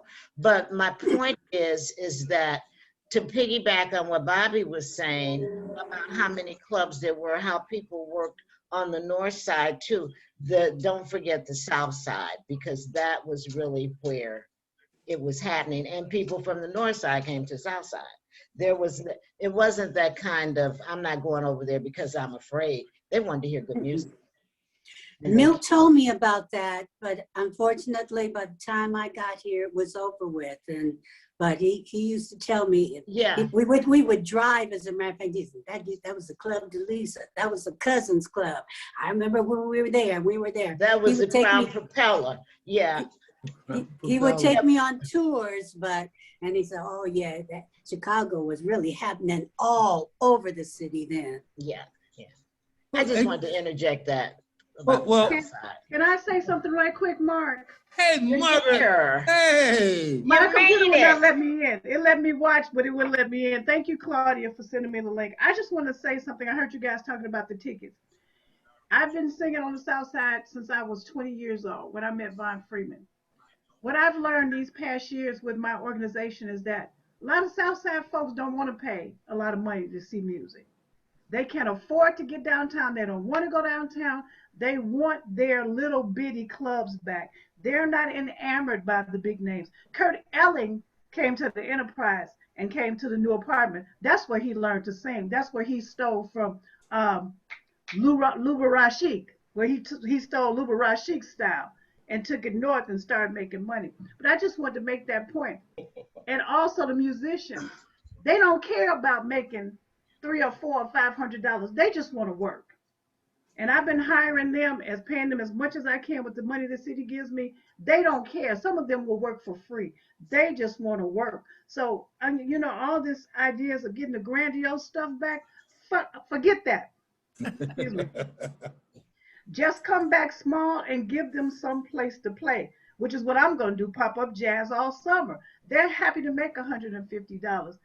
Let's start small and then get big again. Okay, I can disappear again. Now, I was going to say something. Bobby reminded me of something, and piggyback on what Margaret's saying. Anybody who wants to be a cabaret singer or a jazz musician, if they're looking for money, they're in the wrong position anyway. And two, anybody who wants to be a cabaret singer or a singer, jazz singer, or a musician, I hope they're doing it for the music and because they want to do it. Otherwise, you're not going to get that $400 ticket anyway. You guys. So, and also I want to know and piggyback again on what Bobby said. I've been in New York for 13 years. It's funny though, I have a bigger audience on radio than I ever did when I was at home. But when I come home, I have to remember I can speak to people. Oh, that's right, I can say hi, talking about how nice New Yorkers are. But also the scene can change so fast. Who are some of the young Black voices in cabaret in Chicago now? You know what, I just got to say this right now. I'm so uncomfortable with cabaret because it seems to me that cabaret has taken on another definition. And we've heard several definitions of cabaret, but technically we really weren't doing cabaret. We were singing in clubs. So it's, I think we need to, and it's just me, maybe it's just me. Well, we really need a clearer cut definition, because I said I wasn't going to mention this, but it sounds like we're giving cabaret a new definition as it is applies to Black artists. No. Wait, Sasha. So first of all, I need. First Okay, of all, when we were trying to get this together, we had a long, drawn out conversation about this very thing. Okay, because Nancy and Sarah, they didn't care what you called the room as long as the check cleared. Okay. Right. But now today, and again, Miss Douglas can speak on this. Now today, there is a thing. Cabaret is really a thing now, especially in New York. And when I left home, it was starting to grow in Chicago. You know, it's the whole, I mean, I hate keep going back to Nancy, but Nancy was like almost a perfect cabaret singer in that it was about getting the song over to the audience like it always should be, but in a small space, she could hold you with just the spotlight in a small room. And that's what's going on. Again, Miss Douglas helped me here. That's what's going on in New York. And when I left home, it was going on in Chicago too. So it's like Bobby Short in the Carlisle Room. That's straight cabaret. That's cabaret. Straight That's cabaret. New York. This is Chicago. Oh, no. Davenport's in Chicago is straight cabaret. And to an extent, so was the Gold Star Sardine Bar back in the day. There's a distinction where, let me put it like this, a jazz singer can be a cabaret singer, but can a cabaret singer be a jazz singer? Not all the time. Not all the time, because there's that Broadway element. In New York also, there is the Mabel Mercer Foundation Cabaret Convention. Right. And if you look at the list, half those folks couldn't get around a bebop chord change if they tried, okay? But they know how to deliver a standard in a room to somebody, and there is a difference. So you guys, you and Miss Wilson, you guys definitely could qualify as cabaret singers. Some cabaret singers can't be bebop singers or jazz singers. Well, I know that I could. Well, I know I can qualify as a cabaret singer because I've actually sang for the Mabel Mercer Cabaret Convention in New York. Yes. And did I have to change up my act? No, that's my not point really, about Nancy. because Nancy and Lena Horne are two of my idols, and again, Mildred Nair was my mentor. I would not be comfortable singing song after song after song. Unfortunately, I have not noticed that in the singers yet, because it's something that you have to develop. You have to be very comfortable to relate to your audience in that way. It's an intimacy that if you are not comfortable within yourself, and the possibility of being rejected, the possibility of being thought of as not necessarily a jazz singer, an R&B singer, or whatever it is, you have to be established in yourself enough that you can tell a story about the song, about the person. But it takes a little bit of research. And I find that the youngsters today are too busy trying to figure out how many notes they can sing on the word the. Rather than not thinking about. Okay, I got where you're coming from. Okay, and it's not everybody. You asked me about me. I don't know about the rest of these squares. Will you let me tell you about what I think about it? I teach these students up until last year, and I had to beat it into them that they had to have a connection with the music. You can't tell a story about the music if you don't have a connection with it. So that's the difference. Now, the other thing is I've been in the house for a year, so I don't know what other people are doing. And I'm sure eventually these students will evolve They didn't have the privilege like I did and Sasha and probably some others to work on the stage with people who had already mastered the art, or to have as your idol Nancy Wilson or Dinah Washington, and you could study them like a book. And not only did you admire the way that they sounded, the way that they sang, but you admired the fact that they could tell a story. And that's how you adapted to trying to emulate them, not be the same as, but because there was something that held your attention, you wanted to be able to do the same thing. Am I right or am I wrong, Sasha and Margaret? No, you're right. Well, the story that they're telling now is about the bulge in his pants or busting the window out in his other woman's car. So they have to find the right stories to tell in order to get it to click with the music. Because really, how intimate can you get with a click track or a synthesizer? Oh, So they're at a disadvantage. Going outside of jazz and cabaret period when you talk about click track and bulges in your pants. Well, not really, because we had a rapper on the stage, and Claudia, he had some tight pants on, and I noticed. Him, right? I remember him. Yeah. But what's really interesting is that we have some young people who themselves, they wouldn't have considered themselves cabaret performers, but as we worked with them, one of the things that we kept on saying is, this is your opportunity to connect to your story, connect it to the musicians, and then bring that to your audience. And we're going to see growth among those performers. They were all kind of blown away by this process. It was new to them. And having a live drummer instead of a beat track behind him, made for a different, and having a live, a woman, maybe that's where the bulge in the pants comes from, I don't know, but there was a woman singing with him who he could really relate to, and they had some energy going. That was part of this whole process. And I do think that it's true that we're rediscovering the roots of cabaret. What is cabaret? Cabaret has always been about this intimate relationship between the performer, their material, the story they want to tell, and their audience. And it takes different forms, obviously.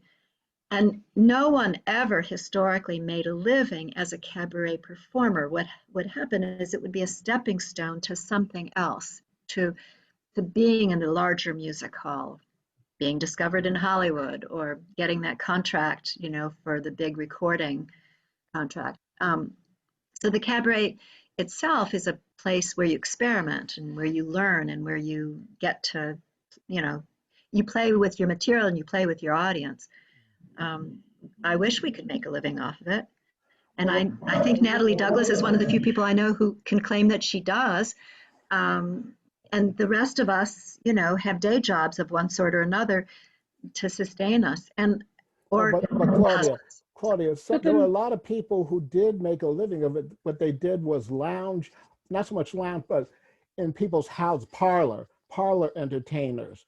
There are a lot of people who were able to bring their act into rich people's houses and entertain them and make a living there. I did that for many years in the East Coast as a magician and clown.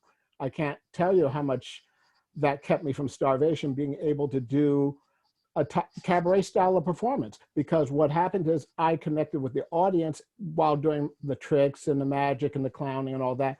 And that built that connection, that vibe between us. So in a sense, what I was doing was cabaret performing, but on a totally different stage. It wasn't music. Now I'm moving to music, but before cabaret isn't so much the what you do, it's the environment you do it in. That's, to me, what I'm thinking. Would that be correct, Omar? I think the house concerts. Go ahead, Natalie. I think cabaret is about the connection with the audience. Okay. So, and I don't think it matters what you call it. I mean, you're exactly right. Nancy was one of those brilliant creatures who her entire career was marked by people arguing about what kind of singer she was. Mm-hmm. She had no truck with any of that. you know, but people, I mean, there are people who swear up and down she was never a jazz singer, and they'll get angry about it, you know, if you say that Miss Nancy Wilson was a jazz singer. And there are people who say, no, she was a pop singer.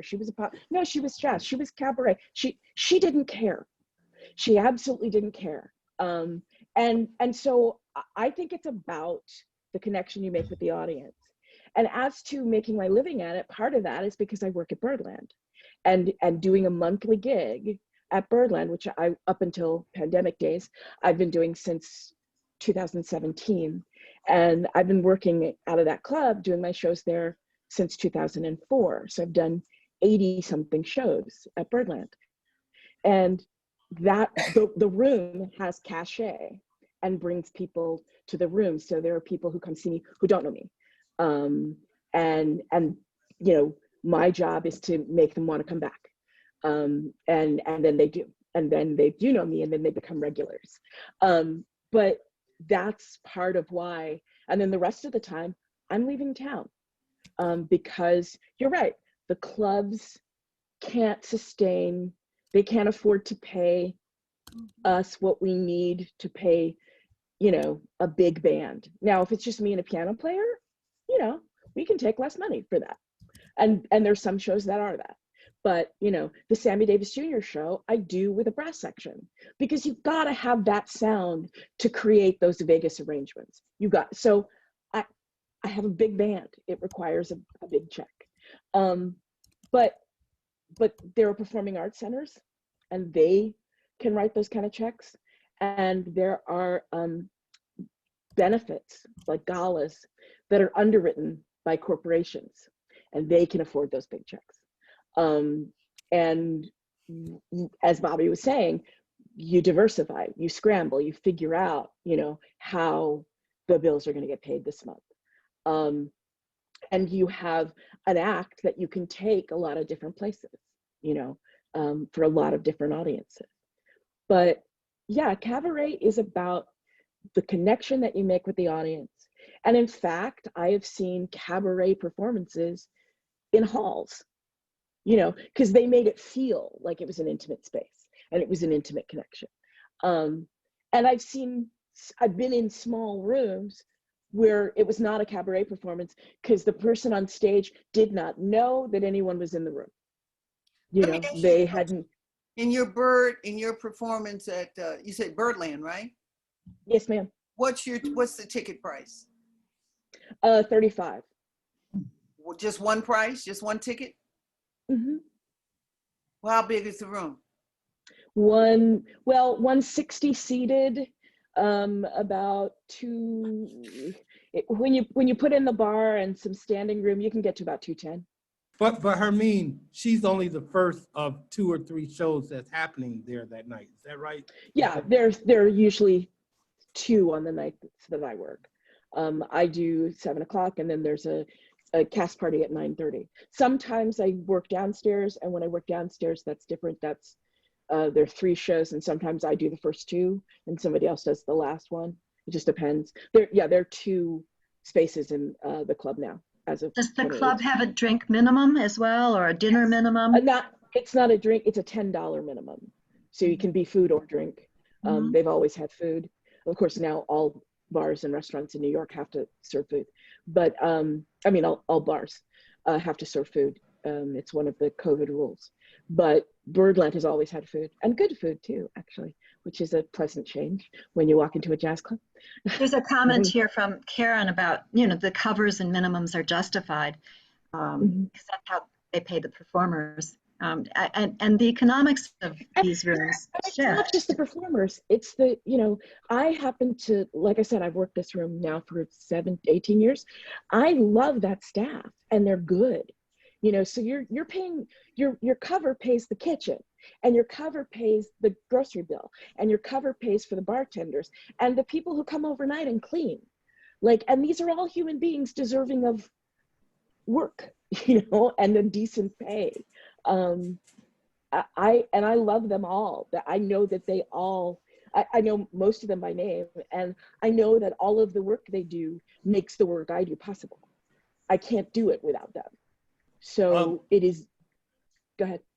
I was going to say it's 6 o'clock, and folks are starting to leave. And 6 o'clock in New York from you and Miss Douglas.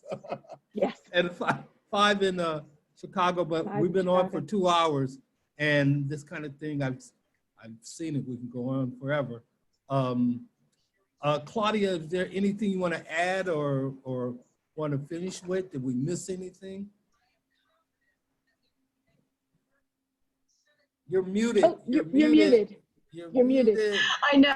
I'm trying to find the mute button. Somebody else wanted to join us just now, and I'm going, oh no, you've missed a 2-hour discussion here.